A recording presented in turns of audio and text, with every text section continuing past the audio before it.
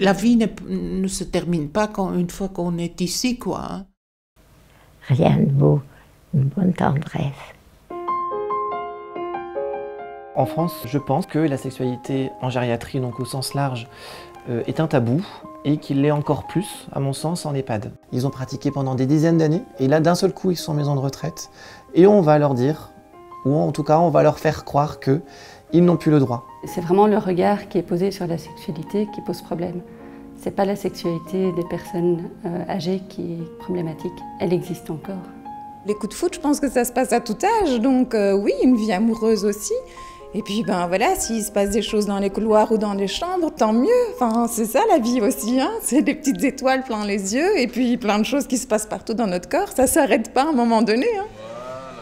En Belgique, la sexualité en établissement, ce n'est pas un tabou. Donc nous, on en parle avec les résidents, on en parle avec les familles, on en parle en équipe. Donc on fait beaucoup de progrès par rapport à ça. Donc c'est quelque chose qui doit être accessible à tout le monde en établissement.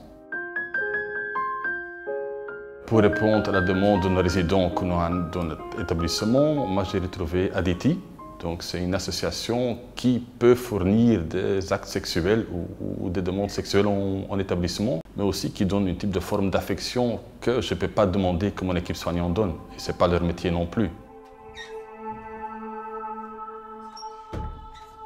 Fondamentalement, ce que les uns et les autres cherchent, c'est le contact humain, c'est la douceur, c'est de la chaleur, c'est de l'échange et plus si affinité, je dirais. D'un simple massage dans l'accompagnement, je dirais d'un toucher, d'une découverte complète de la sexualité, il y a diverses possibilités. Je dirais qu'il y a une dimension relationnelle. C'est quelqu'un qui va prendre 1 heure avec elle, de son temps, dans un moment de détente, paisible, où on va ne penser qu'à lui faire plaisir. Elle va sentir vivre tout son corps. Et souvent, le corps d'une personne âgée, c'est plus qu'un lieu de souffrance. Et là, ça redevient un lieu de plaisir. C'est évident que la personne qui est devant moi, c'est bien qu'elle sache que son corps peut lui donner du plaisir, pas que de la souffrance ou de la détresse, et que son cœur puisse servir à autre chose que de dessiner un électrocardiogramme, quoi. Pour moi, c'est une thérapie parce que ça répond à un besoin d'un résident. Toutes les thérapies non médicamenteuses qu'on peut donner aux résidents, et je pense que ça, c'en est une autre à part entière. Si cette personne peut avoir un contact avec quelqu'un qui vient de l'extérieur, qui n'est pas de l'équipe soignante, moi je pense que ça fait du bien d'abord à la personne, mais aussi à l'équipe.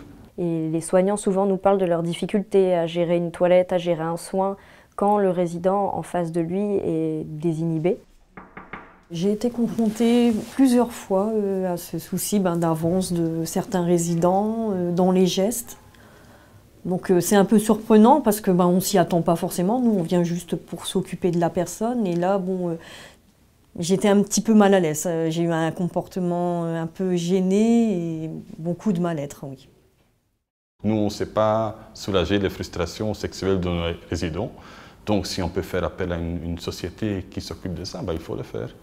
Il est important que les institutions développent auprès des résidents une vision positive de la sexualité, parce que faire une demande autour de la sexualité, c'est extrêmement tabou, c'est extrêmement difficile, et je pense qu'il est de la responsabilité de l'institution de créer le climat qui va faire que ça peut se dire. Qu'on soit en parfaite santé ou porteur d'une déficience mentale ou physique, on est tous les mêmes, on est sur la même planète, on a les mêmes besoins, et je dirais on a le même besoin d'amour.